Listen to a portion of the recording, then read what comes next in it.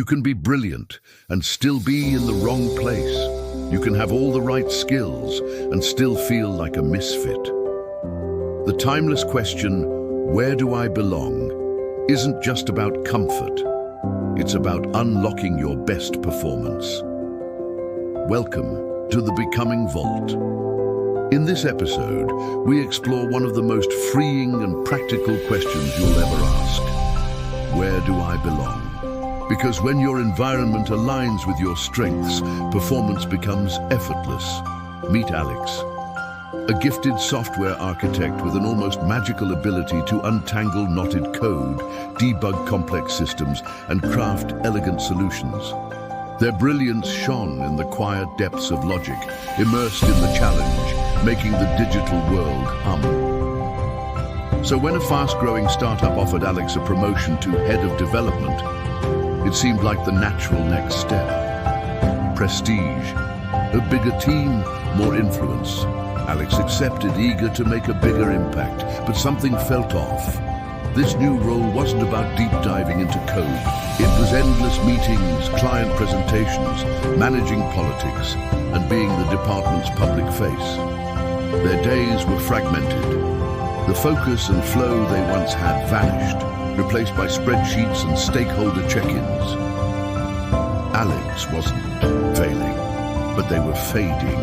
The brilliance that once energized them now flickered under the weight of misalignment. They were still brilliant, just in the wrong room. Very few people, aside from prodigies or those with a singular calling, know exactly where they belong early on. Most of us stumble toward it, discovering through trial and error.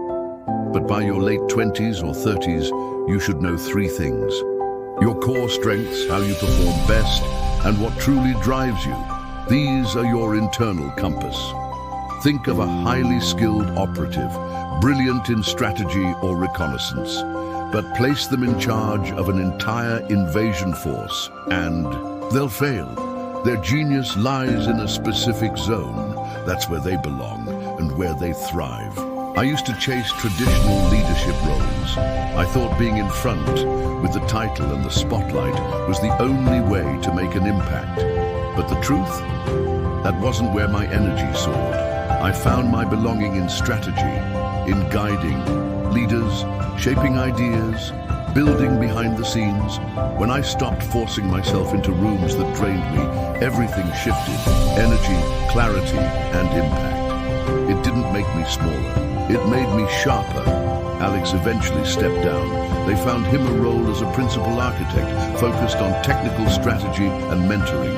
He returned to his flow zone, and his brilliance came alive again. Here's how you can do the same. Review your best work. When did time disappear? What role were you in? What kind of environment surrounded you? Notice dread versus flow. What drains you consistently? What energizes you naturally? Say no boldly.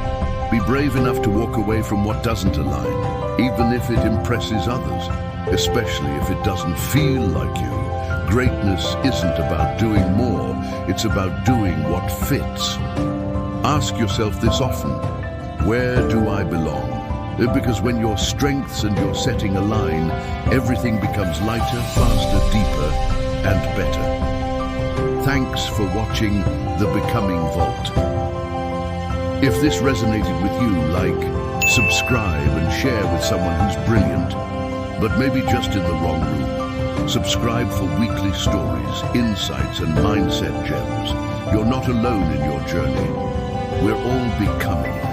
This is your time. This is your vault. Let your becoming begin.